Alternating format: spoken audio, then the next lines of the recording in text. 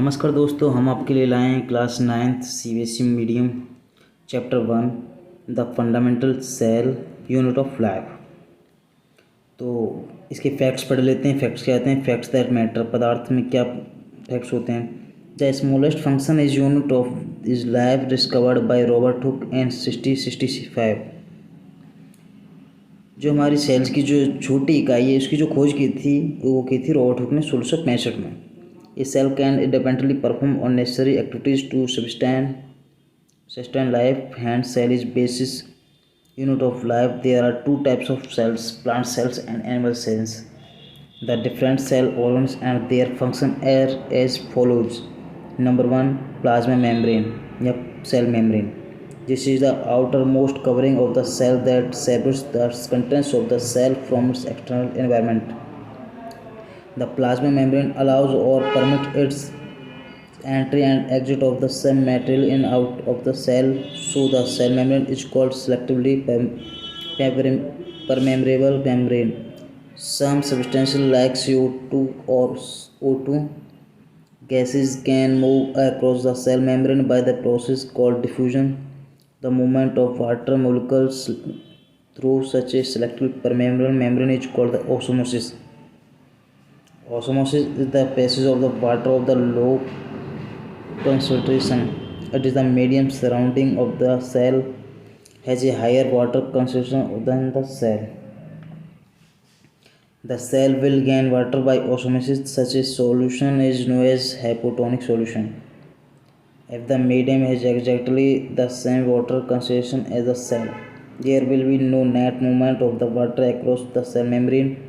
Such a solution is known as isotonic solution. If the medium has a lower water concentration, then the cell will lose water by osmosis. Such a solution is known as hypotonic solution. The plasma membrane is flexible and it's made up of organic molecules called lipids and proteins. The flexibility of cell membrane also enables the cell of engulf in food and other material from its external environment. Such process is known as endocytosis. It's observed in amoeba. तो हमारी जो पहली heading है plasma membrane. Plasma membrane होती क्या है, ये क्या चीज़ है? तो हमने आपको इसमें पढ़ा दिया है कि the plasma membrane is flexible, बहुत ही smoothly and made up the organic molecules called lipids and proteins. ये हमारे लिपिड्स और प्रोटीन्स को बहुत ही बढ़िया तरह से बनाती है। नंबर दूसरी पे cell wall, protect wall. Cell wall क्या होती है? प्रोटेक्टिव वॉल होती क्या है? The plant cells in addition to the plasma membrane have another ripped outer covering called cell wall. जो हमारे जो प्लाज्मा मेम्ब्रेन को बाहर की तरफ से आउटर कवरिंग जो करती है उसे हम is called a cell wall. The cell wall lipids outside the plasma membrane. The plant cell wall is mainly composed of cellulose. It's a complex substance and provides structural strength to the plant cells. When a living plant loses water through osmosis, there is shrinkage or contraction of the contents of the cell away from the cell wall. This phenomenon is known as plasmosis. जो हमारी cell wall जो होती है वो हमारे plasma membrane को बाहर की तरफ से आउटर साइड से हमारी कवरिंग करती है, सतह को प्रोटेक्ट करती है, जिसे हम सेल वॉल कहते हैं। आगे चलते हैं। Number 3, nucleus, brain of cells. Nucleus को सेल्स का दिमाग भी कहते हैं। The nucleus has a double layered covering called nucleus membrane. जो हमारे केंद्र को दोहरी झिल्ली से कवर करते हैं, प्रोटेक्ट करते हैं, उसे हम न्यूक्लियर मेम्ब्रेन कहते हैं। The nuclear membrane has process which allows the transfer of metal from inside the nucleus to its outside. हमारी जो मेम्ब्रेन होती है वो हमारे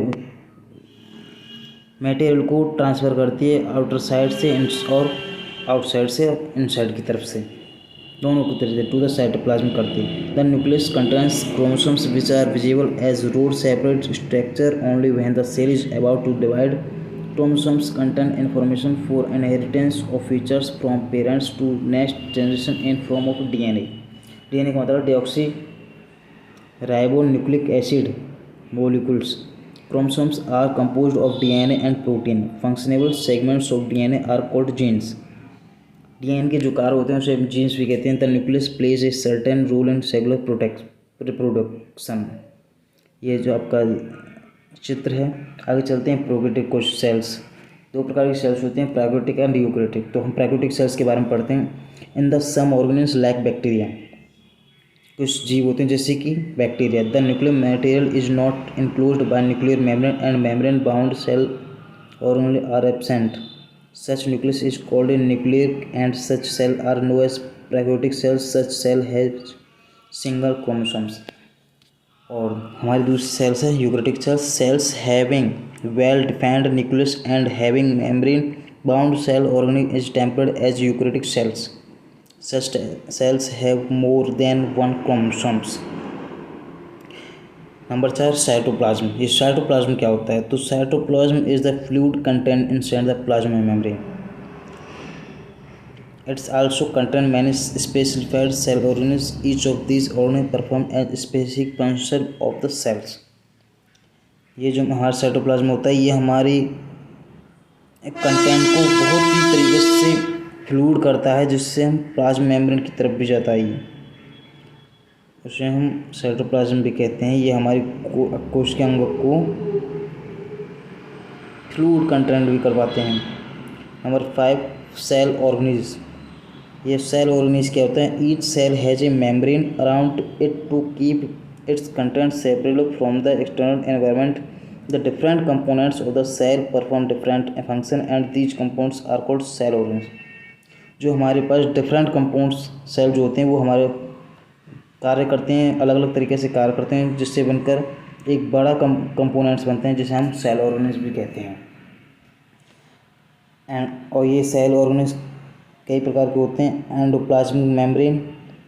एंडोप्लाज्मिक मेम्ब्रेन भी दो प्रकार के होते हैं, rough endoplasmic reticulum and smooth endoplasmic reticulum.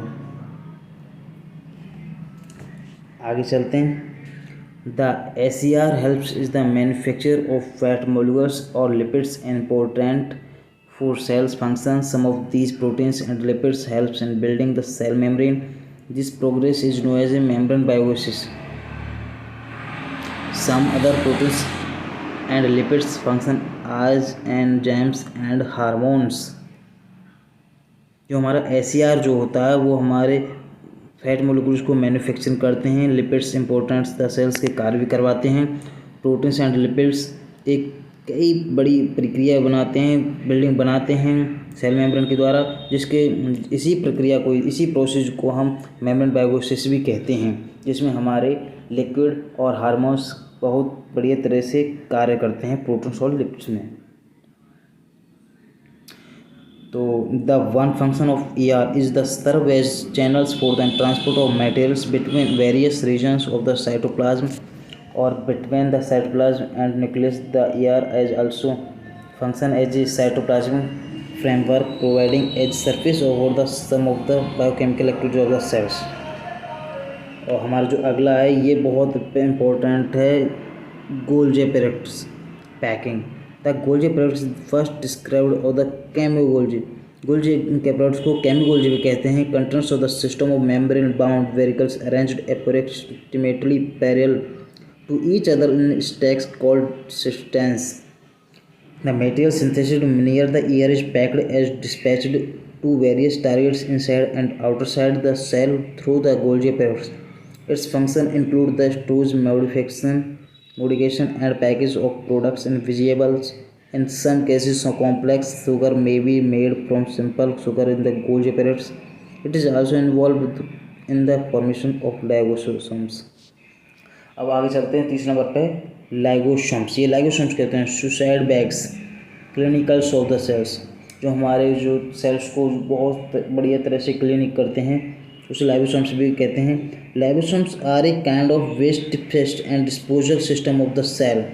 जो हमारे सेल्स का जो वेस्ट भाग होता है, वेस्ट सिस्टम होता है, उसे बाहर करता है. Lysosomes helps to keep the cell clean and digestive and foreign material as well as warm out of cells.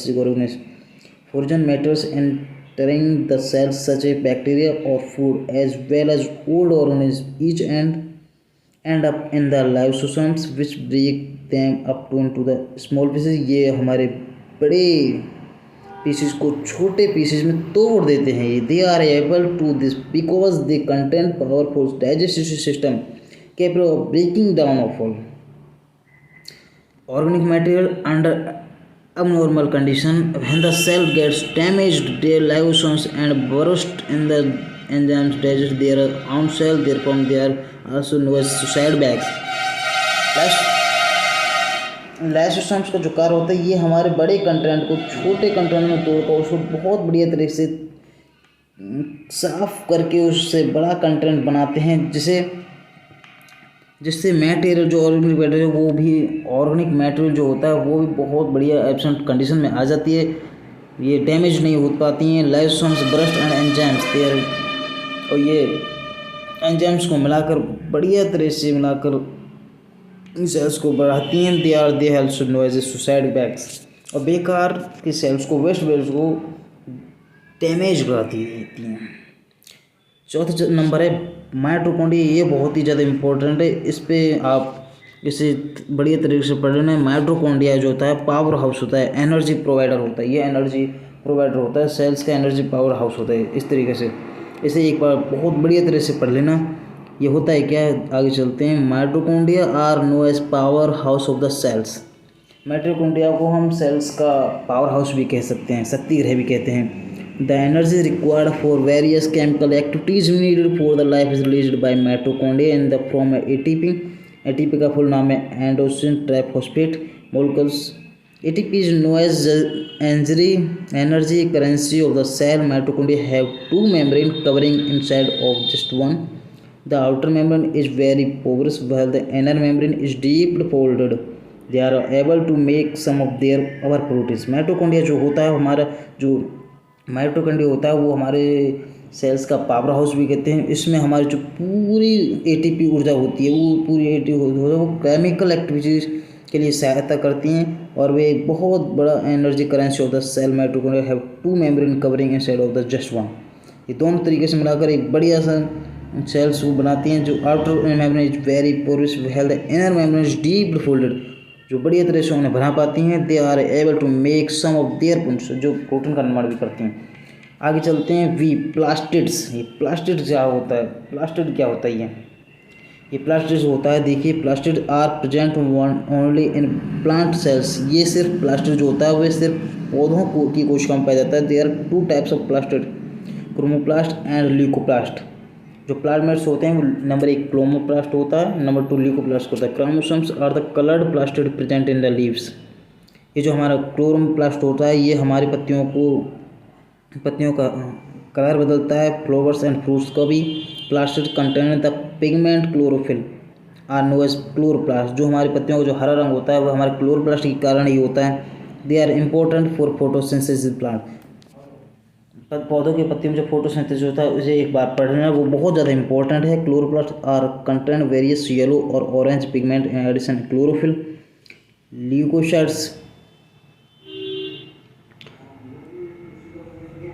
Leucoplasts are found primarily in the organs in the which matters such as starch, oils and proteins generally are stored।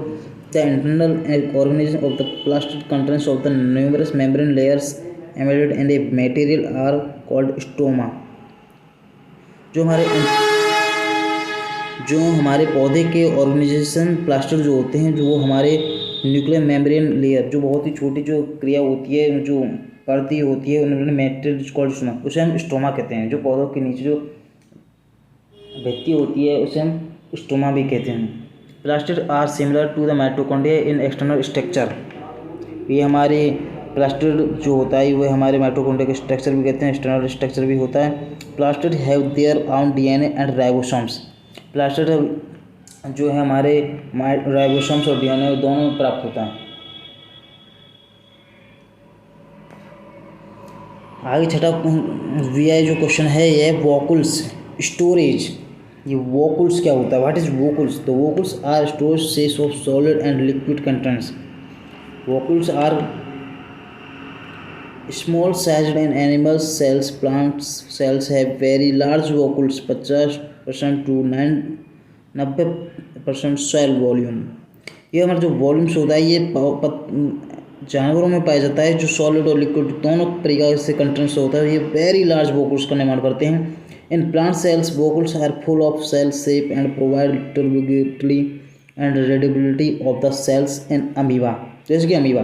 The food vacuole content the food atoms that is consumed by it and contractile vacuoles excrete water and some waste from the sales.